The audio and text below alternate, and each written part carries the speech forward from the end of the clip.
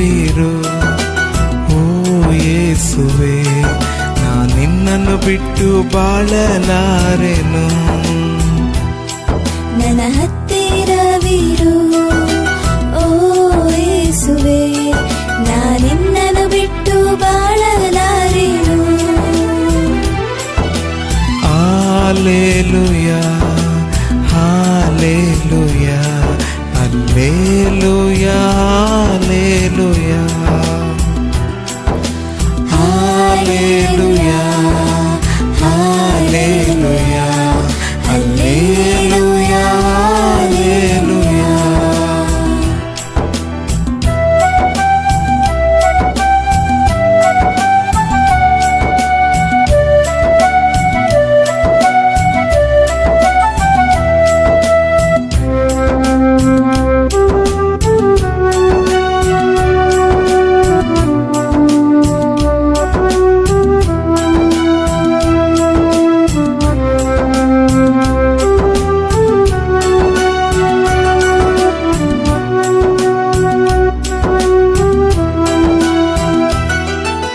ಕತ್ತಲೆಯ ಸಮಯದಿ ಬೆಳಕಾಗಿರು, ಮರಣದ ಸಮಯದಿ ಜೀವವಾಗಿರು. ಕತ್ತಲೆಯ ಸಮಯದಿ ಬೆಳಕಾಗಿರು, ಮರಣದ ಸಮಯದಿ ಜೀವವಾಗಿರು. ನನ್ನ ಹತ್ತಿರವಿರು. நம்முடைய ஆண்டவரும் இரட்சகருமாகிய இயேசு கிறிஸ்துவின் இனியற்ற நாமத்தில் உங்கள் யாவருக்கும் என் அன்பின் வாழ்த்துக்கள். இந்த நாளில் கூட தேவனுடைய வார்த்தையை உங்களோடு பகிர்ந்து கொள்ளுகிறதுல நான் மகிழ்ச்சி அடைகிறேன். உங்களை உற்சாகப்படுத்த முடியாய், தைரியப்படுத்த முடியாய் இந்த நாளில் தெரிந்து கொண்டதான ஒரு தலைப்பு என்னவென்றால், எனக்கு பிரியமானவன். தானியேலின் புத்தகம் 9ஆம் அதிகாரம் 23ஆம் வசனத்தில் வாசிக்கிறோம். The book of Daniel chapter 9 verse 23. ದಾನಿಯೇಲನ ಪುಸ್ತಕದಲ್ಲಿ 9ನೇ ಅಧ್ಯಾಯ 23ನೇ ವಚನದಲ್ಲಿ ನಾವೇನು ಓದಿ ಬಂದ್ರೆ, தானியேலை குறித்து கர்த்தரே சாட்சி கொடுக்கிறார். அவர் என்ன சாட்சி கொடுக்கிறார் என்றால், எனக்கு பிரியமான கர்த்தருடைய பிள்ளைகளே, அவர் சொல்லும் பொழுது இவ்விதமாக சொல்லுகிறார், நீ மிகவும் பிரியமானவன், ஆதலால் நீ வேண்டிக் கொள்ள தொடங்கின போதே கட்டளை வெளிப்பட்டது, நான் அதை அறிவிக்க வந்தேன். இப்பொழுதும் சொல்லுகிறத வார்த்தை நீ கவனமாய் கேட்டு தரிசனத்தை அறிந்து கொள். இந்த வசனத்திலிருந்து நான் எடுத்துக்கொண்டதான ஒரு பாகம் என்னவென்று சொன்னால், நீ மிகவும் பிரியமானவன். இந்த தலைப்பில் தாங்களோடு கூட சில காரியங்களை பகிர்ந்து கொள்ள விரும்புகிறேன். அதாவது தானியேலை குறித்து கர்த்தரே ஒரு சாட்சி கொடுக்கிறார், நீ மிகவும் பிரியமானவன். அப்படி என்ன கர்த்தர் தானியேல் இடத்துல பார்த்தார் என்று சொல்லி பார்க்கும் பொழுது, அதாவது தானியேலை ஒரு ஸ்பெசிபிக்கா ஒரு தனிப்பட்ட விதத்துல கர்த்தர் சொல்லுகிறார், நீ மிகவும் பிரியமானவன்.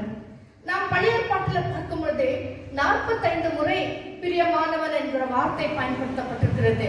அதே புதிய ஏற்பாட்டில் பார்க்கும் பொழுது 62 முறை இந்த பிரியமானவன் என்ற வார்த்தை பயன்படுத்தப்பட்டிருக்கிறது. ஏன் அப்படின்னு சொல்லி நாம் பார்க்கும் பொழுது, பிரியமான கர்த்தருடைய பிள்ளைகளே, இன்றைக்கு அதாவது யோவான் 3ஆம் அதிகாரம் 16ஆம் வசனத்துல வாசிக்கிறோம், அவருடைய நாமத்தின் மேல் விசுவாசம் உள்ளவர்களாய் அவரை ஏற்றுக்கொண்டவர்கள் எத்தனை பேர்களோ அத்தனை பேர்களும் தேவனுடைய பிள்ளைகளாகும்படி அவளுக்கு அதிகாரம் கொடுத்திருக்கிறார் என்று சொல்லி பார்க்கிறோம்.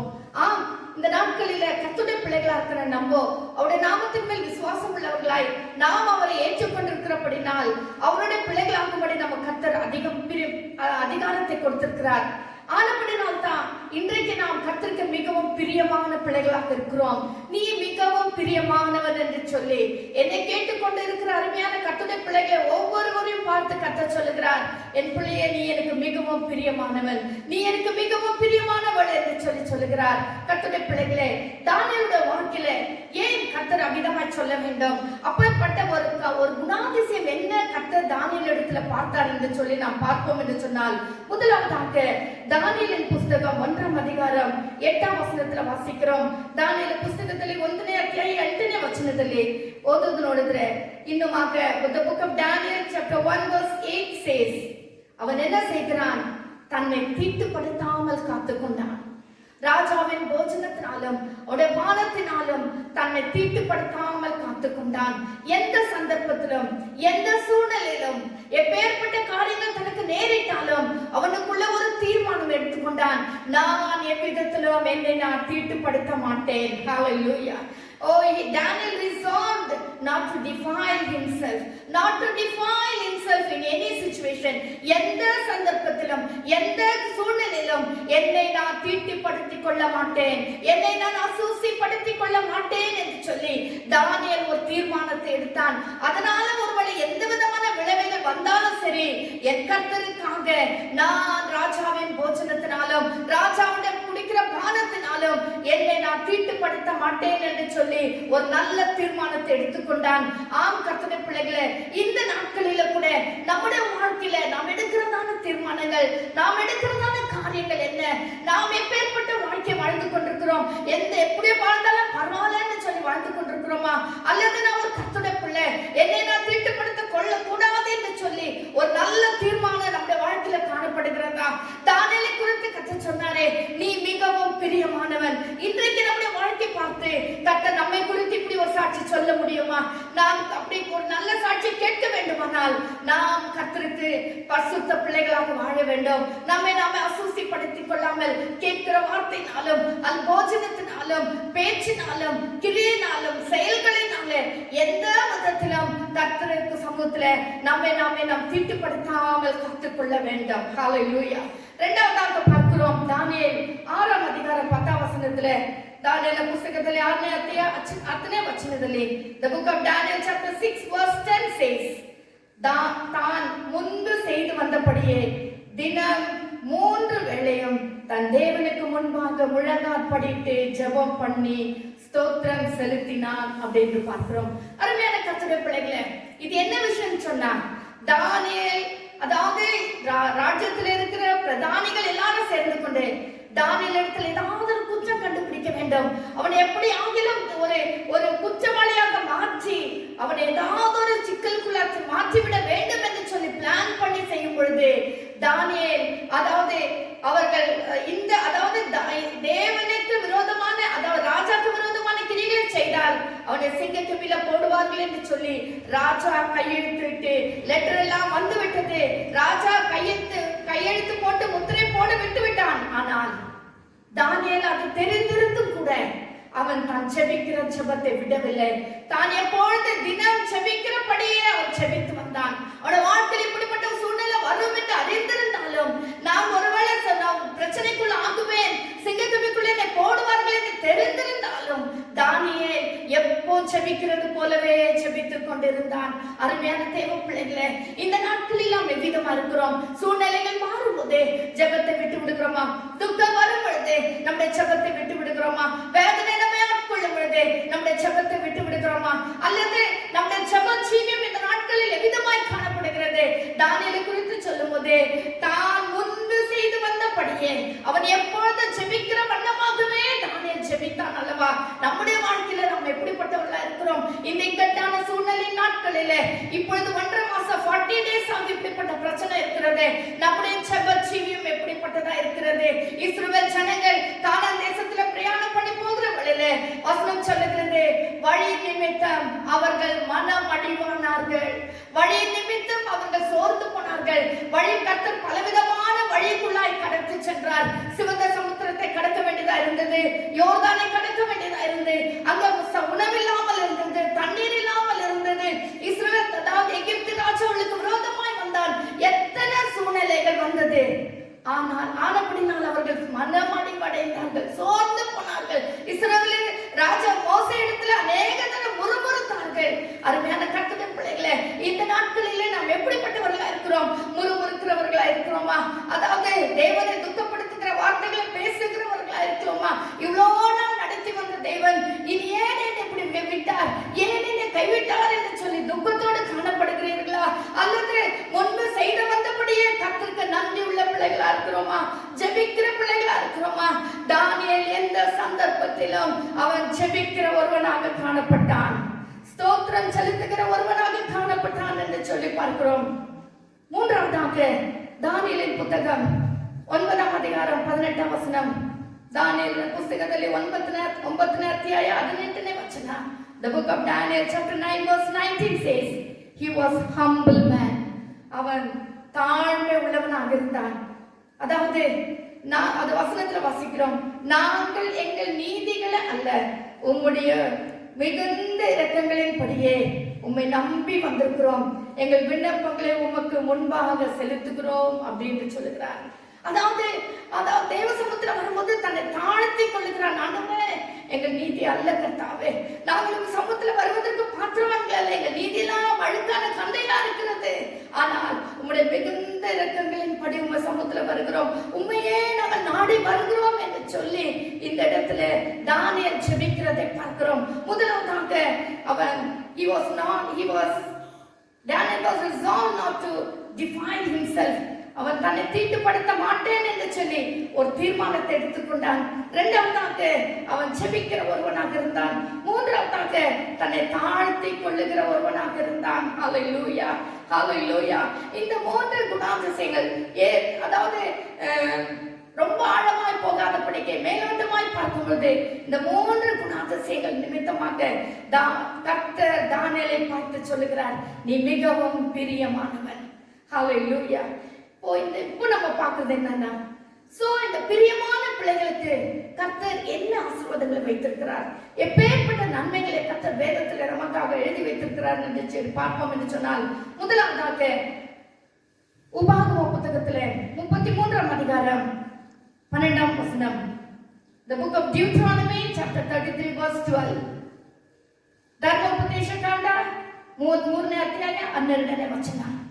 இங்கே நாம் வாசிக்கும் பொழுது, அதாவது 33ஆம் அதிகாரம் 1ஆம் வசனத்துல வாசிக்கும் போது, மோசே யாக்கோபின் பிள்ளைகளாகிய 12 பிள்ளைகளை ஆசீர்வதித்து வருகிறான். மோசே சாகறதுக்கு முன்பதாக ஒவ்வொரு பிள்ளைகளை கர்த்தர் அவன் ஆசீர்வதித்து வருகிறான். அதுல பென்யமீனை குறித்து சொல்லும் பொழுது 12ஆம் வசனத்துல 33ஆம் அதிகாரம் 12ஆம் வசனத்துல வாசிக்கிறோம். பென்யமீனை குறித்து சொல்லுகிறார், கர்த்தருக்கு பிரியமானவன். ஹல்லேலூயா, கர்த்தருக்கு பிரியமானவன். அந்த பென்யமீன் கோத்திரத்தை குறித்து சொல்லும் போது அவர் சொல்லுகிறார், கர்த்தருக்கு அவன் பிரியமானவன். அவன் பிரியமானவனா இருந்தபடினாலே என்ன வாசிக்கிறோம், அவரோட சுகமாய் தங்கியிருப்பான். ஹல்லேலூயா. அவன் எந்நாளும் அவர் காப்பாற்றி அவன் எல்லைக்குள்ளே வாசமாய் இருப்பார். ஹல்லேலூயா. நாம் கர்த்தருக்கு பிரியமான பிள்ளைகளாக நம்மை நாமே தாழ்த்தி நம்மை தீட்டுப்படுத்தாதபடிக்கு எந்நேரமும் செபிக்கிற பிள்ளைகளாக நாம் இருப்போம் என்று சொன்னால், இந்த இடத்துல வாசிக்கிறபடி கர்த்தர் என்ன செய்வார், நம்மை சுகமாய் தங்க பண்ணுவார், சுகமாய் தங்க பண்ணுவார். அவனை எந்நாளும் அவர் காப்பாற்றுவார், எந்நாளும். ஹல்லேலூயா. இரவும் பகலும் அவர் நமக்காக உறங்காமல தூங்காமல இருக்கிறார் அல்லவா. எந்நாளும் சூழ்நிலைகள் மாறட்டும், பிரச்சனைகள் வரட்டும், இக்கட்டான நேரங்கள் வரட்டும், லாக்டவுன் ஆகட்டும், என்னென்ன ஆகட்டும், கொரோனா வரட்டும், எப்படி வந்தாலும் சரி, தமக்கு பிரியமான பிள்ளைகளை கர்த்தர் எந்நாளும் அவர் காப்பாற்றுகிற தேவனா இருக்கிறார்.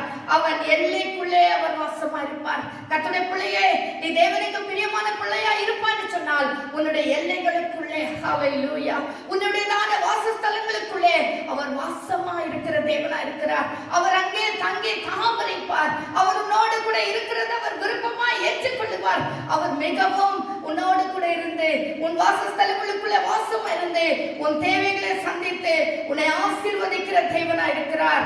அதாவது உபாகமம் 28ஆம் அதிகாரம் 7ஆம் வசனத்துல வாசிக்கிறோம், உனக்கு விரோதமாய் எழும்புகிற உன் சத்துருக்களை கர்த்தர் உனக்கு முன்பாக முறியடிக்கும்படி ஒப்பு கொடுப்பார். நீ கர்த்தருக்கு பிரியமான பிள்ளைகளா இருப்போம் என்று சொன்னால், நமக்கு விரோதமாய் எழும்புகிற சத்துருக்களை கர்த்தர் முறியடிப்பார். நமக்கு விரோதமாய் எழும்புகிற எல்லா ஆயுதங்கள் ஒன்று வாய்க்காமல் போகும்படி கர்த்தர் செய்வார். ஒரு வழியாய் வருவார்கள், 7 வழியாய் ஓடி போவார்கள். ஒரு வழியா எல்லாம் சேர்ந்து சொல்லுவீங்க, ஐயோ என்ன எல்லாம் சேர்ந்து ஒரே டைம்ல வந்துச்சு, ஐயோ பிரச்சனை எப்படி தாங்குவேன், அப்படிதான் வரும். ஆனா கர்த்தர் உன் வாசஸ்தலத்துல வாசமா இருக்கிறபடினாலே, உன் எல்லைகளுக்குள்ளே வாசமா இருக்கிறபடினாலே, உன் வீட்டுக்குள்ளே வாசமா இருக்கிறபடினாலே, உன் பிள்ளைகள் மத்தியில வாசமா இருக்கிறபடினாலே என்ன செய்வார், ஒரு வழியாய் வருகிறவர்கள் 7 வழியாய் ஓடி போவார்கள். 7 பரிபூர்ணத்தை குறிக்கிறது. 7 விதமாய் பூர்ணமாய் பிரச்சனைகள் மாறி போய்விடும், பூர்ணமாய் தொல்லைகள் எல்லாம் மாறி போய்விடும், பூர்ணமாய் வியாதி எல்லாம் மாறி போய்விடும். கர்த்தருடைய பிள்ளையே, அவருடைய சமூகத்துல பிரியமான பிள்ளைகளை நாம் நடந்து கொள்ள நாம் ஆயத்தப்படுவோம். ஏசாயாவின் புத்தகம் 41ஆம் அதிகாரம் 10ஆம் வசனத்துல வாசிக்கிறோம், நீ பயப்படாதே, நான் உன்னுடனே கூட இருக்கிறேன். நீ பயப்படாதே, நான் உன்னுடனே கூட இருக்கிறேன். திகையாதே, நான் உன் தேவன், உன் வாசஸ்தலக்குள்ளே இருக்கிற கர்த்தர். பிரியமான பிள்ளைகளை பார்த்து சொல்லுகிறார், நீ பயப்படாதே. பிரச்சனைகளை பார்த்து நீ பயப்படாதே.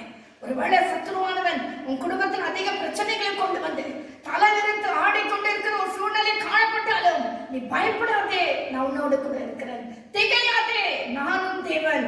அதே 13ஆம் வசனத்துல வாசிக்கிறோம், 14ஆம் வசனத்துல வாசிக்கிறோம், பயப்படாதே, உனக்கு துணை நிற்கிறேன். ஹல்லேலூயா. தேவனாகிய கர்த்தர் சொல்லுகிறார், பயப்படாதே, நான் உனக்கு துணை நிற்கிறேன். யாக்கோபின் பூச்சியே, இஸ்ரவேலின் சிறு கூட்டமே, பயப்படாதே, நான் உனக்கு துணை நிற்கிறேன் என்று கர்த்தரும் இஸ்ரவேலின் பரிசுத்தமாய் இருக்கிற உன் மீட்பர் உரைக்கிறார். உன் மீட்பர் சொல்லுகிறார், பயப்படாதே, நான் உன்னோடு கூட இருக்கிறேன் என்று சொல்லுகிறார். அடுத்ததாக லேவியராகமம் 26ஆம் அதிகாரம் 1 முதல் 13 வசனங்களை வாசிக்கும் பொழுது ஆசீர்வாதத்துக்குரியதான வசனங்கள். யாரெல்லாம் கர்த்தருக்கு கீழ்ப்படிந்து அவருடைய வசனங்களுக்கு கீழ்ப்படுகிறார்களோ, அவருக்கு பயந்து நடக்கிறார்களோ, அவர்களுக்கு கொடுக்கிறதான ஒரு வாக்குத்தத்த வசனங்கள் தான் இந்த லேவியராகமம். யாஜககாண்ட 26ஆம் அத்தியாயம் 1-13 வசனம் வருது. The book of Leviticus chapter 26 verse 1 to 13. இதுல வாசிக்கும் பொழுது கர்த்தர் சொல்லுகிற காரியம் என்ன தெரியுங்களா? அவர் சொல்லுகிறார், 11ஆம் வசனம் 12ஆம் வசனம், உங்கள் நடுவே என் வாசஸ்தலத்தை ஸ்தாபிப்பேன். கர்த்தருக்கு பிரியமான பிள்ளைகள் மத்தியிலே கர்த்தருடைய வாசஸ்தலத்தையே ஸ்தாபித்து விடுகிறாராம். வாசஸ்தலம் என்று அங்கே வந்து அவர் தங்கி விடுகிறார். பிரியமான கர்த்தருடைய பிள்ளைகளுக்கு அவர் வாசஸ்தலத்தையே மாற்றி விடுகிறார். He comes and stays with you. Hallelujah. கர்த்தர் வந்து உங்கள் நடுவிலே வாசமாய் இருந்து விடுவார். அவர் நான் உங்கள் நடுவில் உலாவி உங்கள் தேவனாய் இருப்பேன். அவர் நம் நடுவில் உலாவிக் கொண்டிருப்பார். உங்கள் வீட்டுக்குள்ள உலாவிக் கொண்டிருப்பார். நீங்கள் செய்கிற காரியங்களில் அவர் உங்களுடைய பிரசன்னம் இருக்கும். உங்கள் சபையின் நடுவில் அவர் பிரசன்னம் இருக்கும். அவர் உலாவி உங்களை ஆசீர்வதிப்பார். அவர் உலாவும் போது நமக்கு பெரிய ஆசீர்வாதங்கள் வந்து தங்கும். சங்கீதம் 91ஆம் அதிகாரம் 10ஆம் வசனத்துல வாசிக்கிறோம். Book of Psalms 91 verse 10 says, பொல்லாப்பு உனக்கு நேரிடாது. அவர் நம் நடுவுல உலாவினால், அவர் வந்து நம் நடுவுல வாசமா இருந்தால், அவருடைய வாசஸ்தலத்தை நம் நடுவுல அவர் ஏற்படுத்தி விட்டால் நிச்சயமாகவே பொல்லாப்பு நமக்கு நேரிடாது. வாதையின் கூடாரத்தை அணுகாது என்று சொல்லி பார்க்கிறோம். கர்த்தருடைய பிள்ளைகளே, இந்த நாட்களிலே இன்றைக்கு நாம் கர்த்தருடைய பிள்ளைகளா இருக்கிறோம். நிச்சயமாகவே நாம் பிரியமான பிள்ளைகளா இருப்போம் என்று சொன்னால் இங்க சொல்லப்பட்ட எல்லா ஆசீர்வாதங்களையும் நாம் அனுபவிக்க முடியும். இரண்டாவதாக தானியேலின் புத்தகம் 9ஆம் அதிகாரம் 23ஆம் வசனத்துல வாசிக்கிறோம், நீ மிகவும் பிரியமானவன், ஆதலால் நீ வேண்டிக் கொள்ள தொடங்கின போதே கட்டளை வெளிப்பட்டது. நீ வேண்டிக் கொள்ள தொடங்கின போதே, ஹalleluya ஹalleluya. நீ ஒரு வருஷமாக ஒரு காரியத்துக்கு ஜெபிக்க வேண்டிய அவசியமே இல்லை. நீ ஒரு வாரமாக உபவாசத்தை ஜெபிக்க வேண்டிய அவசியமே இல்லை. நீ கர்த்தருக்கு பிரியமான பிள்ளையாக இருந்தால், நீ பாவத்தை வெறுத்து தன்னைத்தான் தாழ்த்தி கர்த்தருடைய சமூகத்தில் அர்ப்பணித்த ஒரு வாழ்க்கை வாழ்கிற ஒரு பிள்ளையாக இருப்போம் என்று சொன்னால், நீ ஜெபிக்க தொடங்கின போதே கட்டளை பிறப்பிக்கப்பட்டது. ஹalleluya. அங்க காபிரியேல் தேவதூதன் சொல்லுகிறான் 9ஆம் அதிகாரத்துல, நீ ஜெபிக்க தொடங்கின போதே நான் கட்டளை பிறப்பிக்கப்பட்டது. அதை கொண்டு வரதான் நான் வந்தேன், அதை சொல்லத்தான் நான் வந்தேன். வழியில் அநேக தடைகள், that is secondary. ஆனால் உன் ஜெபத்தை உடனடியாக கேட்கிற கர்த்தர் நம்முடைய தேவன், உன் மீட்பராகிய கர்த்தர் உன் ஜெபத்தை உடனடியாக கேட்பார். யாரெல்லாம் கர்த்தருக்கு பிரியமாய் இருக்கிறோமோ, பிரியமாய் நடந்து கொள்கிறோமோ, பிரியமாய் பேசுகிறோமோ, பிரியமாய் கர்த்தருக்கு ஏற்ற காரியங்களை செய்கிறோமோ, நம்முடைய ஜெபத்தை அவர் உடனே கேட்பார். அநேக நேரத்தில் துக்கமா இருக்கல்லவா, ஒரு வருஷமா ஜெபம் பண்றேன், இவ்வளவு காலமா நான் ஜெபம் பண்ணிருக்கிறேன், இந்த காரியம் நடக்கலையே, என் வீடு வாங்க முடியலையே, திருமணம் நடக்கலையே, என் பிள்ளை ரட்சிக்கப்படலையே, என் கணவர் ரட்சிக்கப்படலையே, எனக்கு துக்கத்தோடு கூட இருக்கிறேன். கர்த்தருடைய பிள்ளையே, நீ தேவனுக்கு பிரியமாய் நடந்து பார், தேவனை பிரியப்படுத்துகிற காரியங்களில் ஈடுபட்டு பார். கர்த்தர் நிச்சயமாய் உன் ஜெபத்தை கேட்டு உடனடியாக பதிலளிப்பார். வேதத்தில் ஆதியாகமத்திலிருந்து வெளிப்படுத்தல் வரைக்கும் அநேக பக்தர்களுடைய ஜெபங்களை கர்த்தர் கேட்டார். அன்னாளின் ஜெபத்தை கேட்டார், எஸ்தரின் ஜெபத்தை கேட்டார், பேதுருவின் ஜெபத்தை கேட்டார், ஆகாரின் ஜெபத்தை கேட்டார். ஆகார் ஒன்றுமில்லாம கைவிடப்பட்டதான நிலைமையிலிருந்து தான் ஆகாரின் ஜெபத்தை கர்த்தர் கேட்டார். ஹalleluya. உடனடியாக கர்த்தர் கேட்டார். ஆம் கர்த்தருடைய பிள்ளையே, நீயும் உன்னுடைய ஜெபத்தை கூட கர்த்தர் கேட்க வல்லவராய் இருக்கிறார். தேவனுக்கு பிரியமா இருக்க நாம் கற்றுக்கொள்வோம். தேவனுக்கு பிரியமாக ஒரு நல்ல தீர்மானத்தோடு நம்மை நாமே அசூசிப்படுத்திக் கொள்ளாதபடி தேவனுக்கு பயந்து கீழ்ப்படிந்து ஜெபிக்கிற பிள்ளைகளா இருப்போம் என்று சொன்னால் நிச்சயமாகவே கர்த்தர் நம்மையும் ஆசீர்வதிப்பார். மூன்றாவதாக வாசிக்கும் பொழுது நெகேமியாவின் புத்தகம் 13ஆம் அதிகாரம் 26ஆம் வசனம். The book of Nehemiah chapter 13 verse 26. ನೆಹೆಮಿಯನ ಪುಸ್ತಕದಲ್ಲಿ ಅದು 3ನೇ ಅಧ್ಯಾಯ 26ನೇ ವಚನದಲ್ಲಿ ನೋಡ್ತೀವಿ. அங்கே அவனை ராஜாவாக அபிஷேகம் பண்ணுகிறார்கள். ஏன்? அவன் மிகவும் பிரியமானவன். அவன் மிகவும் பிரியமானவனா இருந்தபடினாலே அவனை ராஜாவாகவே அபிஷேகம் பண்ணுகிறான். அவனை ராஜாவாக உயர்த்துகிறான். சோ ஒரு கர்த்தருடைய பிள்ளையா, கர்த்தருக்கு பிரியமான பிள்ளையா, அவனுக்கு குவாலிஃபிகேஷன் இருக்கா, அவனுக்கு பண வசதி இருக்குதா, அவனுக்கு செல்வாக்கு இருக்கா, அவனுக்கு பொருள் இருக்கா, எந்த விதமான காரியத்தை கர்த்தர் பார்ப்பதில்லை. நீ கர்த்தருக்கு பிரியமாக வாழ்ந்தால் மட்டும் போதும். உன்னை கர்த்தர் ராஜாவாக உயர்த்த வல்லவராக இருக்கிறார். உன்னை கர்த்தர் தாவீது சங்கீதத்தில் வாசிக்கிறோம், கர்த்தர் குப்பையிலிருந்து ஒருவனை உயர்த்தி சிங்காசனத்தில் உட்கார வைக்கிற தேவன் தான் நம்முடைய தேவன். அந்த தேவனை தான் நாம் ஆராதித்துக் கொண்டிருக்கிறோம். அந்த தேவனை தான் நாம் தொழுது கொண்டு இருக்கிறோம். கர்த்தருடைய பிள்ளைகளே, உன்னை கர்த்தர் உயர்த்தி ராஜாவாக உன்னை உயர்த்துவார். ஹல்லேலூயா. உபாகமம் 28ஆம் அதிகாரம் 24ஆம் வசனத்துல வாசிக்கிறோம், உன்னை வாளாக்காமல் தலையாக்குவார். உன்னை வாளாக்காமல் தலையாக்குவார். நீ கீழாகாமல் மேலாவாய். ஹல்லேலூயா. ஒரு நாள் உன்னை கீழாக விடமாட்டார். உன்னை உயர்த்தி உயர்ந்த ஸ்தானத்துல உன்னை வைப்பார். சங்கீதம் 92ஆம் அதிகாரம் 13ஆம் வசனம். Psalms 92 verse 13 says, கர்த்தருடைய ஆலயத்தில் நாட்டப்பட்டவர்கள் எங்கள் தேவனுடைய பிரகாரங்களில் செழித்திருப்பார்கள். கர்த்தருக்கு பிரியமான பிள்ளைகள் கர்த்தருடைய ஆலயத்திலே நாட்டப்பட்டவர்களா இருப்பார்கள். அவர்கள் எப்படி இருப்பார்கள்? செழித்திருப்பார்கள், செழிப்பா இருப்பார்கள். ஹல்லேலூயா, ஹல்லேலூயா. எந்த குறைவில்லாம ஆசீர்வாதமா இருப்பார்கள். அதே 92ஆம் அதிகாரம் 10ஆம் வசனத்துல வாசிக்கிறோம், என் கொம்பை காண்டாமிருகத்தின் கொம்பை போல உயர்த்துவீர், புதிய எண்ணெயால் என்னை அபிஷேகம் பண்ணப்படுகிறேன் என்று சொல்லி. ஆம் கர்த்தருடைய பிள்ளையே, உன்னை கர்த்தர் ஒரு காண்டாமிருகத்தின் கொம்பை போல உயர்த்துவார். புதிய எண்ணெயால் உன்னை அபிஷேகம் பண்ணுவார். உன்னை கைவிடவே மாட்டார். நாம் கர்த்தருக்கு பிரியமான பிள்ளைகளா இருப்போம் என்றால் கர்த்தர் எல்லா ஆசீர்வாதங்களையும் நமக்கு கொடுப்பார். நான்காவதாக சங்கீதம் 127ஆம் அதிகாரம் 2ஆம் வசனம் 3ஆம் வசனத்துல வாசிக்கிறோம். ಕೀರ್ತನೆ ಪುಸ್ತಕದಲ್ಲಿ 127ನೇ ಅಧ್ಯಾಯ 3ನೇ ವಚನ. ஆங்கிலத்துல வாசிக்கும் போது the book of Psalms chapter 127 verse 2 says, அவர் தமக்கு பிரியமானவனுக்கு நித்திரை அளிக்கிறார். ஹல்லேலூயா. பிரியமான கர்த்தருடைய பிள்ளைகளுக்கு கர்த்தர் நித்திரை அளிக்கிற தேவனா இருக்கிறார். ஹல்லேலூயா. நல்ல நித்திரை. இன்னைக்கு உலகத்துல பாத்தீங்கன்னா எங்க பார்த்தாலும் சொல்றாங்க, தூக்கமே வரதில்லைங்க, தூக்கமே வரதில்லை. சிலர் ஸ்லீப்பிங் டேப்லெட்ஸ் போடுவாங்க, சிலர் அதாவது அவதிப்படுவார்கள், தூங்க வரல, தூங்க முடியலன்னு. ஆனா கர்த்தருக்கு பிரியமான பிள்ளைகளுக்கு கர்த்தர் நல்ல நித்திரையை கொடுக்கிறார். அப்படின்னா என்ன அர்த்தம்? நல்ல ரெஸ்டை கொடுக்கிறார், நல்ல இளைப்பாறுதலை கொடுக்கிறார், நல்ல சமாதானத்தை கொடுக்கிறார், நல்ல நிம்மதியை கொடுக்கிறார். எவ்வளவுதான் பிரச்சனை இருக்கட்டும், எவ்வளவுதான் போராட்டம் இருக்கட்டும், ஹல்லேலூயா, எவ்வளவுதான் கஷ்டம் இருக்கட்டும், தூங்குற நேரத்துல கர்த்தர் நல்ல நித்திரையை கொடுக்கிற தேவனா இருக்கிறார். ஹல்லேலூயா. சங்கீதம் 23:2 வாசிக்கிறோம். Psalms 23:2 says, அவர் என்னை புல்லுள்ள இடங்களில் மேய்த்து அமர்ந்த தண்ணீர்கள் அண்டையில் என்னை கொண்டு போய் விடுகிறார். அந்த அமர்ந்த தண்ணீரில் தான் நல்ல ஒரு தூக்கம், ஒரு நல்ல ஒரு ரெஸ்ட். எவ்வளவுதான் அலை அழைச்சு வரட்டும், எவ்வளவுதான் வாழ்க்கையில அலை மேல அலை மோதி வந்து கொண்டே இருக்கட்டும், ஆண்டவர் ஒரு அமைதியான ஒரு இடத்தை கொடுக்கிறார். ஒரு அமர்ந்த தண்ணீர் அண்டையில உன்னை கொண்டு போய் விடுகிறார். ஏன்னா நீ அமைதியா இருக்க வேண்டும், நீ துக்கப்படக்கூடாது, நீ வேதனைப்படக்கூடாது, நீ சோர்ந்து போகக்கூடாது. நீ இந்த நாட்களிலே கர்த்தருக்கு பிரியமாக பயந்து வாழ்கிறது உண்மையானால் உன்னை கர்த்தர் அமர்ந்த தண்ணீர்கள் அண்டையில கொண்டு போய் விடுகிறார். ஏனென்றால் அவர் உன்னுடைய மேய்ப்பனா இருக்கிறார். ஹல்லேலூயா. அதாவது யோபின் புத்தகத்துல வாசிக்கிறோம், மிஞ்சி வராத அலைகளுக்கு கர்த்தர் கட்டளையிடுகிறாரா, இதுவரைக்கும் போத நெல் இதுக்கு மிஞ்சி வராதேன்னு சொல்லுகிறார். உன்னுடைய வாழ்க்கையில கூட கர்த்தர் நீ இதுக்கு மேல பிரச்சனை கொண்டு வராதே, என் பிள்ளை தாங்க மாட்டாங்க, என் மகன் தாங்க மாட்டாள், போதும் என்று சொல்லி கர்த்தர் கர்த்தர் இந்த நாட்களிலே உன்னை ஆசீர்வதித்து உன்னை அமர்ந்த தண்ணீர் கரண்டில் கொண்டு போய்விட்டு நல்ல நித்திரையை கொடுத்து உன்னை ஆசீர்வதிக்கிற தேவனாய் இருக்கிறார். ஹல்லேலூயா. நீதிமொழிகள் 3ஆம் அதிகாரம் 24 வசனம் செய்கிறது. Proverbs chapter 3 verse 24. ஞானோக்திಗಳ 3ನೇ ಅಧ್ಯಾಯ 24ನೇ ವಚನ ಇರುತ್ತದೆ.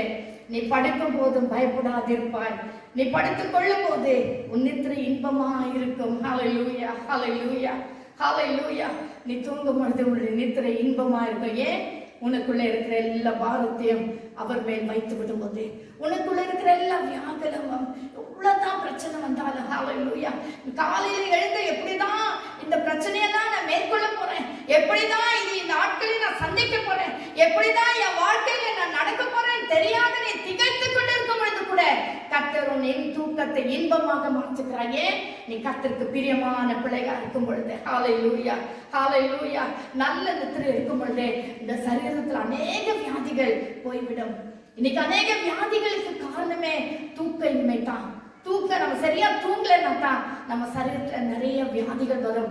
ஆனப்படி நான் கர்த்தருடைய பிள்ளைகளுக்கு கர்த்தர் கொடுக்கிற வாக்குத்தத்தம் என்ன? உனக்கு கர்த்தர் நல்ல நித்திரையை கொடுக்கிறார், அயர்ந்த நித்திரையை கொடுக்கிறார், முன்னின் தூக்கம் இன்பமாக மாறுகிறது. ஹல்லேலூயா. கர்த்தருக்கு பிரியமான பிள்ளைகளுக்கு கர்த்தர் நல்ல நித்திரை அளிக்கிறார்.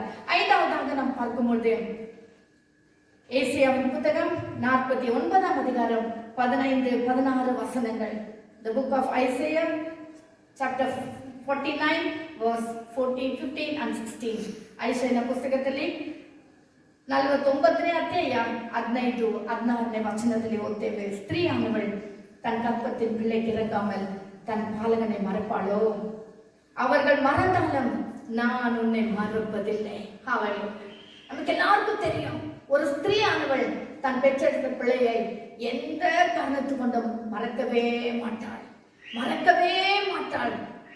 கிச்சன்ல என்ன வேலை செய்திருந்தாலும் திடீர்னு சொல்லுவாங்க, ஐயோ என் பிள்ளை கூப்பிட்ட மாதிரி இருந்துச்சு, ஓடுவாங்க. ஏன்? கவனம் ஃபுல்லா தன் பிள்ளை மேல இருக்கிறது. என் பிள்ளை எங்க இருக்கோ, எங்க விளையாடி இருக்கிறாங்க, என்ன ஆபத்தாயிடுச்சோ ஏதாச்சும் சொல்லிட்டு அந்த கவனம் ஃபுல்லா அந்த பிள்ளை மேல தான் இருக்கும். எவ்வளவு மோசமான ஒரு ஸ்திரீயா இருந்தாலும் தன் பெற்றெடுத்த பிள்ளையை மறக்கவே மாட்டாள். கர்த்தருடைய வசனம் சொல்லு, ஒருவேளை அவர்கள் மறந்து விட்டால், ஒருவேளை அவர்கள் மறந்து விட்டாலும் நான், ஹல்லேலூயா, அவர்கள் மறந்தாலும் நான் உன்னை மறப்பதில்லை, நான் உன்னை மறப்பதில்லை. ஓ, கர்த்தர் சொல்லுகிறார், அருமையான சகோதரியே, அருமையான சகோதரனே, துக்கத்தோடு வேதனையோடு கலக்கத்தோடு இருக்கிறீங்களா? சிலர் நீங்க நினைப்பீங்க, நான் நல்லா தானே ப்ரே பண்ணிருக்கிறேன், கர்த்தருக்கு பயந்து தானே வாழ்ந்துருக்கிறேன், நான் கர்த்தருக்கு கீழ்ப்படிந்து தானே இருக்கிறேன், ஏன் வாழ்க்கையில் இப்படிப்பட்ட காரியங்கள், ஏன் இப்படிப்பட்டதான அடி மேல அடி என்று சொல்லி நீங்க துக்கத்தோடு கூட இருக்கலாம். அருமையான கர்த்தருடைய பிள்ளைய மத்தியான வேளையில நான் உங்களுக்கு சொல்லுகிறேன், நீ கர்த்தருக்கு பிரியமான பிள்ளையா இருக்கிறபடினாலே உனக்கு வருகிறதான பிரச்சனைகளை, உனக்கு வருகிறதான துக்கங்களை மாற்றி அவர் சொல்லுகிறார், நான் உன்னை மறப்பதில்லை, நான் உன்னை மறப்பதில்லை என்று சொல்லுகிறார். அடுத்த வசனத்துல வாசிக்கிறோம், இதோ என் உள்ள கைகளில் உன்னை வரைந்திருக்கிறேன், என்னோட உள்ள கரத்துல நான் வரைந்து வச்சிருக்கிறேன்.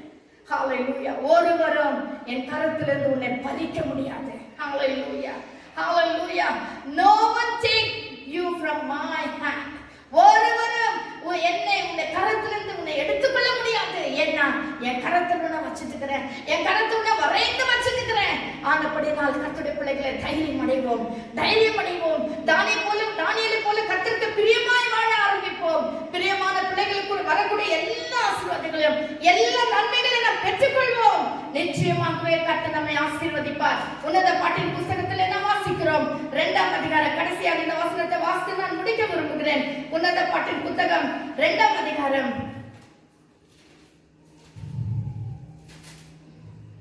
10ஆம் வசனத்திலிருந்து நான் வாசிக்கும் போது, என் நேசர் என்னோடு பேசி, இப்பொழுது நேசர் நம்மோடு பேசுகிறார். என் பிரியமே, என் ரூபவதியே எழுந்து வா, என் பிரியமே நீ எழுந்து வா. துக்கத்தோடு கூட இருக்கிறீங்களா? வேதனையோடு கூட இருக்கிறீங்களா?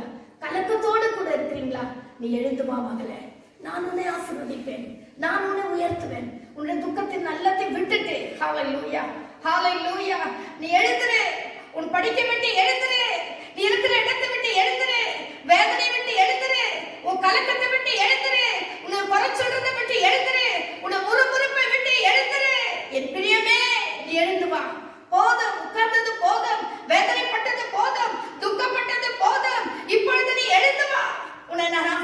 விரும்புகிறேன். ரூபவதி என்று சொல்லுகிறார். பிரியம் மாத்திரமல்ல, ரூபவதியே நீ எழுந்து வா. இதோ மாரி காலம் சென்றது, மழை பெய்து ஓய்ந்தது, பூமியிலே புஷ்பங்கள் காணப்படுகிறது, குருவிகளின் பாடும் காலம் வந்தது, காட்டு புறாவின் சத்தம் நம் தேசத்தில் கேட்கப்படுகிறது, அத்தி மரம் காய் காய்த்து, திராட்சை செடிகளில் பூ பூத்து, வாசனையும் பரிமளிக்கிறது. என் பிரியமே, என் ரூபவதியே நீ எழுந்து வா என்று சொல்லி நாம் வாசிக்கிறோம். என் பிரியமே நீ எழுந்து வா. போத கர்த்தருடைய பிள்ளையே, நீ பிரியமான கர்த்தருடைய பிள்ளையே, நீ துக்கமா இருந்தது போதும், நீ வேதனையா இருந்தது போதும், நீ சஞ்சலப்பட்டது போதும், நீ எழுந்து வா. உன்னை நான் ஆசீர்வதிக்க விரும்புகிறேன், உன்னை நான் பலப்படுத்த விரும்புகிறேன், உன்னை நான் உயர்த்த விரும்புகிறேன், உன்னை வாளாக்காமல் தலையாக்க விரும்புகிறேன். ஹல்லேலூயா. இந்த நாட்களிலே, கடைசி நாட்களிலே கர்த்தருக்கு பிரியமான பிள்ளைகளா வாழ கர்த்தர் தாமே நமக்கு இரக்கம் செய்வாராக. இந்த வசனங்களை கர்த்தர் நமக்கு ஆசீர்வதிப்பாராக. இந்த வசனத்தின் மூலமாய் ஆவியானவர் நம்மோடு இடைப்படுவாராக. நாம் இப்பொழுது கண்களை மூடி ஜெபிப்போம். நேற்றும் மீண்டும் என்று மாறாதிருக்கிற ஜீவனுள்ள பிதாவே, இந்த அருமையான வேலைக்கா நன்றி ராஜா. வசனத்துல வாசிக்கவும் தியானிக்கவும் கர்த்தர் செய்த கிருபைக்கா நன்றி. தானியேலுடைய வாழ்க்கை குறித்து எங்களோடு இடைப்பட்டதுக்கா நன்றி ராஜா. என் பிரியமே, ஹல்லேலூயா. தானியேலை குறித்து நீ சொல்லுகிறேன், நீ மிகவும் பிரியமானவன். அதே போல இந்த நாட்களில் கூட தானியேலை போல நாங்கள் எங்கள் வாழ்க்கை பரிசுத்தமாய் காத்துக்கொள்ள எங்களை அசுஸ்திப்படுத்தாதபடி நான் செபிக்கிற பிள்ளைகளாக, ஆண்டவரே சமூகத்துல தாழ்ந்திருக்கிற பிள்ளைகளை எங்களை மாற்றி தானியேல் வசனத்துல வாசித்தபடி அதுக்குரிய எல்லா ஆசீர்வாதங்களும் நாங்கள் பெற்றுக்கொள்ள எங்களுக்கு கிருபை தாரும், எங்களை பலப்படுத்தும். ஆண்டவரே, இந்த வசனங்களை கேட்கிற ஒவ்வொரு உள்ளத்திலும் ஆவியானவர் பேசுவீராக.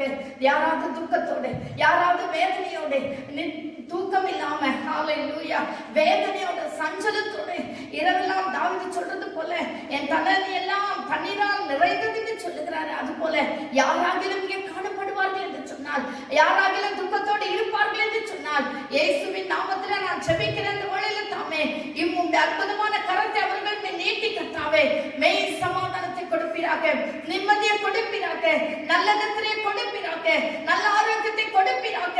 ஆண்டவரே, பரிசுத்தத்தின் மேல் பரிசுத்தமடைய கர்த்தர் உதவி செய்வீராக. நாதா, உமக்கு பிரியமான பிள்ளைகளா வாழும்படி கர்த்தர் உதவி செய்யும். ஆண்டவரே, நாங்கள் இன்னும் ஆவிக்குரிய ஜீவிதத்திலே வளரும்படி பரிசுத்த ஆவியானவர் தாமே எங்களுக்கு உதவி செய்வீராக. நாதா, இந்த அற்புதமான கரத்தை ஒவ்வொரு மேல் நீக்கும். ஆண்டவரே, ஆண்டவரே, இந்த யூடியூப்ல பார்க்கிற ஒவ்வொரு பிள்ளைகளை நீ தொடுவீராக ராஜா. இந்த வல்லமை பாய்ந்து செல்வதாக, சுகமளிக்கிற வல்லமை பாய்ந்து செல்வதாக ராஜா. வசனானே வசனத்தை அனுப்பி அவளை குணமாக்குவேன் சொன்னீரே, அப்படியே இந்த வசனம் அநேகரை குணமாக்கட்டும் ஆண்டவரே, அநேகரை விடுதலாக்கட்டும் ஆண்டவரே, அநேகரை ரட்சிக்கட்டும் ஆண்டவரே ராஜா. இது ஒன்று வீணவரதா பாதபடி பெரிய காரியங்கள் இந்த நாட்களில் நீ செய்வீராக. கடைசி நாட்களில் வந்திருக்கிறோம், என்ன பயபக்தியாய் வாழ எங்களுக்கு கிருபை தாரும். எங்களை எல்லாரையும் தாழ்த்தும் அன்பின் கரத்தில் ஒப்புக் கொடுக்கிறோம். துதி கன மகிமை நாங்கள் உமக்கே செலுத்துகிறோம். எங்களுக்காக மரித்து உயிர்த்தெழுந்த இயேசுவின் நாமத்தில் ஜெபிக்கிறோம் எங்கள் ஜீவனுள்ள பிதாவே. ஆமென், ஆமென். கர்த்தர் தாமே நாம் அனைவரும் ஆசீர்வதிப்பாராக. ஆமென்.